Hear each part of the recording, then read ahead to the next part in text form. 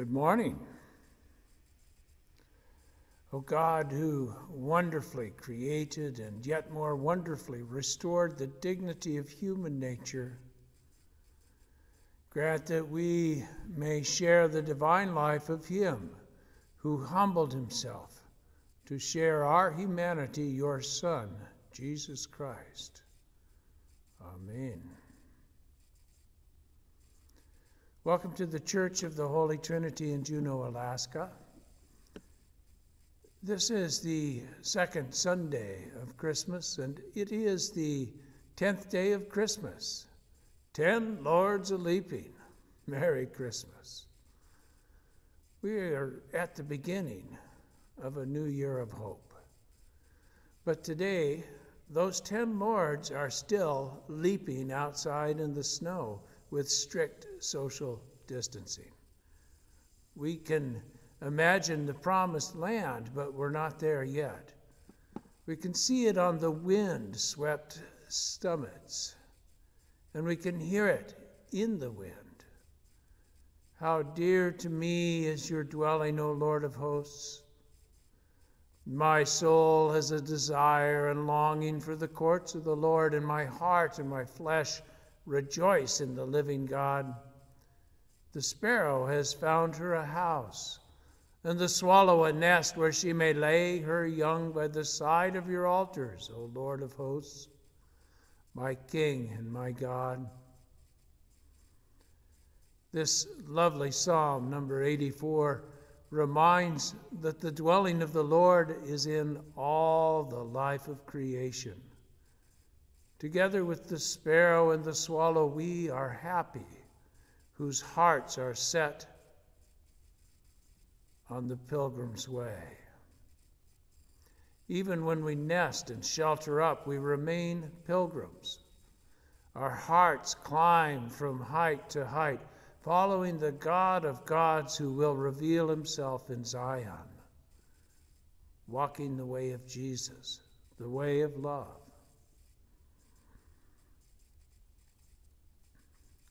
Yesterday afternoon, Bruce summoned some friends to come park by the church a while.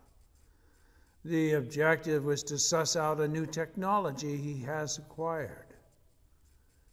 We can't sing all together, but we can get right next to it. Everyone sings in their car with the windows up.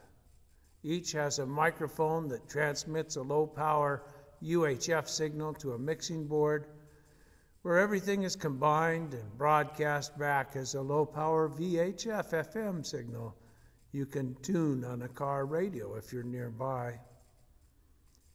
It's drive-in choir. We have been so long without gathering, it was fun just to see each other parked up in a line facing Bruce at church doors. It was like we were all lip-syncing to the radio, and the radio was playing our song. The day was promising, and there will be more fun to come. But as with most new technology, there are bugs. The most serious of these is that some car radios are so sophisticated that they mess things up. They put a little lag in the signal so the radio can do fancy stuff like instant playback. The dwell is not nearly as bad as trying to sing together on Zoom is, but we kept getting off tempo. As the song went on, we slowed down, trying to pull those laggards in. But of course, we could never close the gap that way. It was like being the house band at my parents' old favorite country and western dive. That was the place where the old cowboys went, where the band and the dancers, they all just kind of wound down together like an old Victrola by the end of the song. Well, this will never do for a new technology, and Bruce had that already figured out. Just put on a pair of unsophisticated radio headphones, tune up the signal, and then everybody is on the beat. Yet it took a while to work out just whose radio was doing what. And by the time that happened, the singers were getting cold in their cars. So we sang a couple more Christmas carols and people drove off home. Now, I sat in comfort at the rectory right across the street from church. I had the advantage of an old-style radio and the comfort of warmth. I came away from the drive-in choir excited by the possibilities. I wanted to invite everyone in to warm up afterward, but we aren't out of the COVID woods yet. That impulse was quickly squelched. If they could come in to warm up, we could all be in church. So this is going to be the next best thing for singers until then. This is great. So good. I'm inspired to sample a little Jeremiah 31 from the reading today. For until the Lord redeems us from the choking hold of virus, we will come and sing together at the gates of what's desirous. We can radiate the airwaves with this goodness to inspire us. Looking at those singers sitting in their cars, I began to get nostalgic for a road trip. What if we got this thing working good and we all drove out on a mission trip somewhere?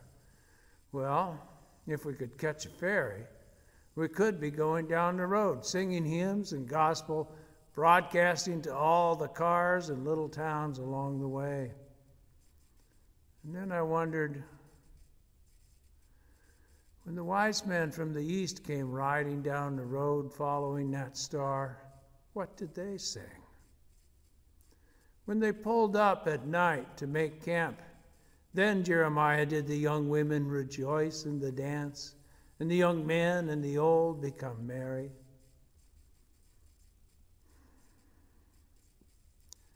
This story, the story about the Magi, is one of the favorites at the Church of the Holy Trinity.